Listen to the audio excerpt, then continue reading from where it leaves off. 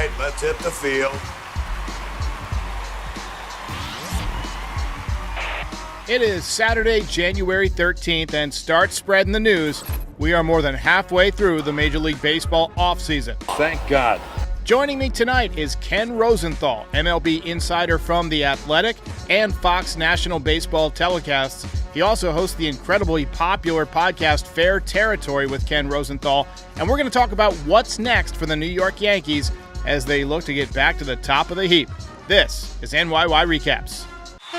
Welcome to Yankee Stadium. New York City. Just when they thought I was out, they pull me back in. All right. Welcome to Ken Rosenthal. Thank you for taking time out of your schedule for my audience. I'm sure they appreciate it. How you doing? I'm doing well, Derek. How are you? I'm great, especially since you're here.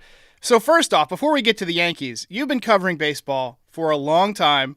I won't say how long, but this was your you first. Say how long. It's been almost 50 years now, or 40 years at least. Almost 40, yeah. 40. Yeah, I overshot with the 50 there. That's my bad. The lighting isn't that bad. Look, this was your first year as a baseball podcaster, so welcome to the club. How was your rookie year?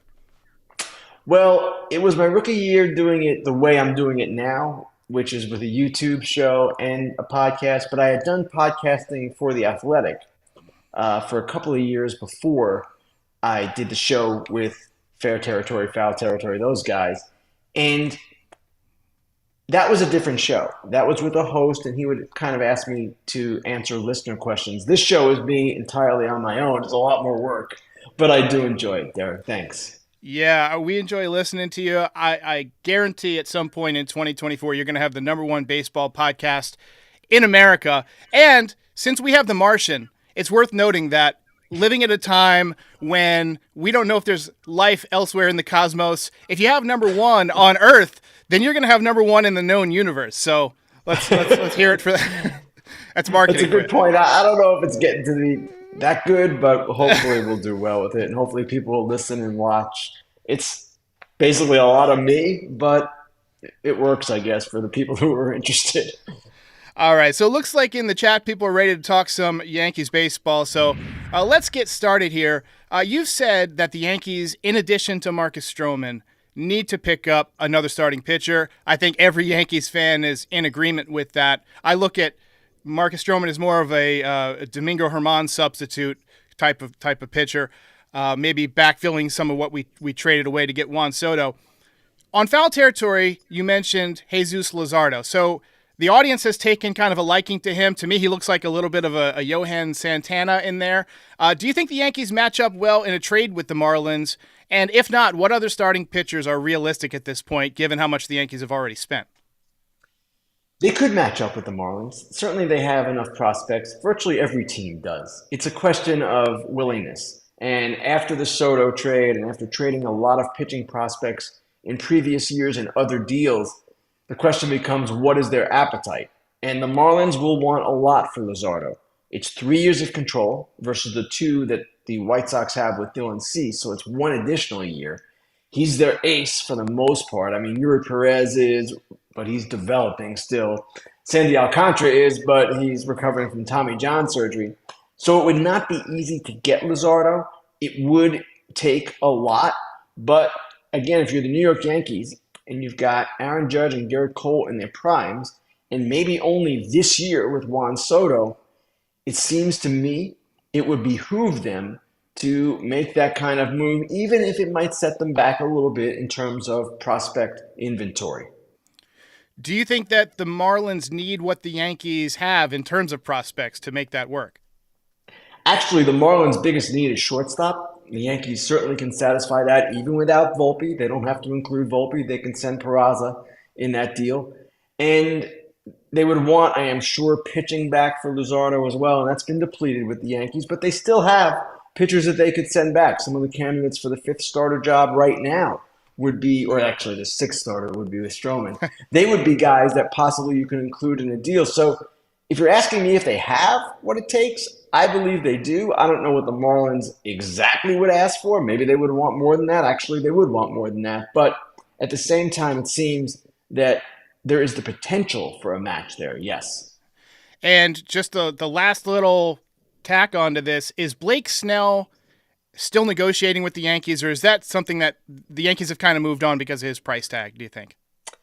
They've moved on for now, but it's never over until it's over with free agents. And man, I remember many years ago, Mark Teixeira, and the Yankees were not in on him, and then bang! It was a Saturday afternoon, in fact, they signed him. December And 22nd. Yep, it can change quickly. It can change if Hal Steinbrenner decides one day, you know what, I kind of want this guy. I don't know that that will happen. That doesn't seem to be Hal's nature. But if Snell's price gets to a reasonable point from the Yankees' perspective, then yes, they would be back in. I am quite certain. I am just not sure it will get to that point. There are other teams, of course, that need starting pitchers right now. Red Sox, Giants, I can go right down the line. Blue Jays, Cubs. There are a number of teams. And someone, in my opinion, some team, is going to give Blake Snell what he wants. All right, let's talk a little bit about the offense. The Yankees have made some upgrades this offseason in Verdugo and Soto. Obviously, they needed some left-handed bats. But one upgrade they could definitely have internally is if Giancarlo Stanton gets going again. People forget that in 2022, this guy was the All-Star Game MVP. He was off to a really good start. But it seems like since that injury post-All-Star break, he's really kind of nosedived in terms of his production. So what are you hearing about Giancarlo? Do you think that he's unsalvageable, or do you think there's a chance he could bounce back? I don't see him as unsalvageable. And he has made a commitment to getting into better shape. You've seen photos of him this offseason. He looks thinner. Now, I don't know that weight was necessarily a problem for him. It wasn't like he was a fat guy, but it might have been, in his view, he hasn't really talked much about this, a case of being almost too muscle-bound. And perhaps that was causing the injuries in his mind. They need him to be good, obviously. They need him to be not just an offensive player, but a base runner, and at times also a defender. If he can get back in the outfield, that opens things up. I don't know that it's going to happen. He's a year older, but he is committed. And I thought at the end of last season, those comments when he said how disappointed he was and how he had let people down, I know fans get on him, and I understand why. It's a performance game. But he was obviously taking all of this to heart. And he recommitted or rededicated himself to getting back into a better physical place, and we'll see where that takes him. One thing I've noticed is that after the season, we didn't see a lot of pictures of Giancarlo traveling the world like we usually do, where he's, riding a camel in Egypt or, partying in South Beach. It seems like he kind of went off the grid, and he's been doing that Rocky IV style thing where he's climbing a mountain and getting ready to fight Drago. I'm all for it, man. I'm all for it.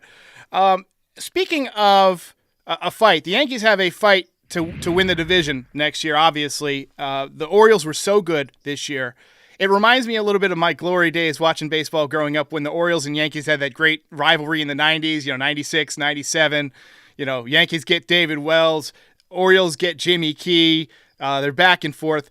I would really love to see that battle come back. It surprises me that the Orioles haven't done anything major to upgrade, especially given their youth.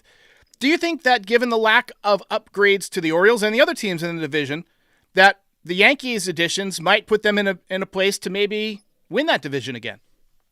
It's a good question, and it's a good way you put it there, Derek. Certainly, they're going to be in the mix, I would expect. And the Orioles have not gotten the top of the rotation started that they wanted. And there are a couple of reasons for that. One is that they were never going to spend at the top of the market. That's not where they are financially. Maybe they could be there, but that's not where they're going. They also have not been able to swing a trade for Luzardo or Cease or any of these other guys we're talking about, and that's been their focus. Obviously, the Orioles and other teams, including the Yankees, feel that those teams are asking too much for those pitchers, and that's why a deal hasn't been completed. I can see the Orioles still being very good even if they do nothing, and they're going to do something. They can get a second-tier free agent like a Paxton, a Lorenzen, a Clevenger, a Ryu. They can also supplement their bullpen. They've already added Craig Kimbrell. They can do some things. And their front four isn't bad. It's Bradish, it's Grayson Rodriguez, it's Dean Kramer, and who am I missing here? I'm missing somebody pretty good. Is Means back with them, or did John Means? John Means. Yes. Sorry about that. Sorry for the brain cramp. What would you do without me, Ken? Yeah, Derek, I don't know. So that's a pretty good front four, but they still need to replace Kyle Gibson's 192 innings, and they still need that veteran ace to be a World Series contender. Can they compete in the East in this particular mode? Yes, absolutely they can and will, but they still need more. All right, let's talk about the corner infields. And if it seems like I'm going fast with Ken, it's because we got about 5 minutes left. Ken is busy this time of year, folks, and this is going to be one of the busier Januaries that we've seen in a while. So let's talk about the corner infield for the Yankees. Obviously, DJ LeMahieu had a down year if you look at his overall numbers, but he kind of bounced back a little bit once they brought in Sean Casey as a hitting coach. And Oswald Peraza, again, didn't get a lot of playing time. It felt like he had trouble getting it going, but he's shown enough flashes that I think he will hit, and we know he can defend. Rizzo coming back from post-concussion syndrome. I kind of want to get your feel as what the Yankees are planning for third base and what the history is of guys coming back from concussions and being able to hit again. I imagine a lot of LeMahieu at third base with maybe some Peraza mixed in. That would probably be something that they would do. They can bounce LeMahieu to other positions as well. Second base, of course, first base at times. And with Rizzo, it's a bit of an unknown, but it's not like his career is over. And he should be fully recovered here. And I know he missed a lot of time last year, but I don't expect this problem to linger. Now, in the NFL, I think we see concussions chase people out of the game from time to time. I don't know that we've seen that in baseball. I covered Brian Roberts in Baltimore, I don't know, in the 2000s. He had some really tough concussions, but he came back. And I can't think of other examples right now, but I'm sure there are others. And Joe Mauer, different story entirely. He had repeated concussions as a catcher, made a move to first base. You can say he wasn't the same player, but I'm not sure it was because of the concussions as much as he just declined. So it's hard to say. We don't know what the lingering effects, if any, will be, but they're certainly counting on Rizzo, and he's counting on himself to be a productive player again. Yeah, I think of Clint Frazier, too, because he came up with the Yankees and got off to that pretty good start. You remember that walk-off home run that he hit against the Brewers, and then he had the concussion, and he's really never quite been the same. I think Jacoby Ellsbury also had some concussions, but Jacoby Ellsbury had a lot of things going on. He did. All right, so the question that's going to be on everybody's mind all season, much as it was with Aaron Judge last year, can the Yankees re-sign Juan Soto? We know that they can. Will they be willing to go above and beyond what they offered Aaron Judge? They weren't willing to do that for Yamamoto, in deference to Garrett Cole, possibly. But Soto's a little bit of a different story to me. I don't think, given his, resume in the major leagues, that Judge would have a big problem with that. He's much different than Judge was as a potential free agent. He's much younger. Yeah. Juan Soto is going to be a free agent at 26. I believe Aaron Judge was going into his age 31 season. I'm not positive. Maybe it was age 30. Okay. So that's a 5-year difference. That's a huge thing. And I don't know that Judge would mind the Yankees going above him. I don't know that Cole would have minded them going above him for Yamamoto. I'm not sure. So players understand that the market shifts, and one of the reasons Aaron Judge wanted to push the market and get 360 was to set a platform for the next guy coming up. Juan Soto is one of those guys. So that aspect of it, I don't expect to be the issue at all. The issue is Juan Soto is not represented by Aaron Judge's agents who understood the value of keeping him there. He's represented by Scott Boras, who I'm sure would love Juan Soto to sign with the Yankees for $500 million plus, but is going to push this and push this and push it to the extreme, trying to get maximum value. That's his job. And it's not necessarily true that maximum value is going to come from the Yankees. It could come from the Red Sox. It could come from any number of teams. So that's the problem with free agency. You always have the potential for other teams to jump in. Juan Soto is going to be a free agent. That's pretty clear. I don't expect an extension. You hardly ever see Scott Boras clients sign extensions. So it will be a matter of whether the Yankees will have the highest bid. And when you've got Cole at 324 and Judge at 360, do you want Juan Soto at 500? They should. Will they do it? I don't know. And it's going to be at least 500 in my opinion. Yeah, it's going to be a big contract. I, for one, am looking forward to watching him play. Ken, thanks for taking the time to run through these pressing Yankees topics with us. Everybody subscribe to Fair Territory on all your audio platforms. It's also available on the Foul Territory YouTube channel. Ken, you're a living legend. Appreciate you joining today. Thank you very much. Thank you, Derek. Appreciate it. All right, bye-bye.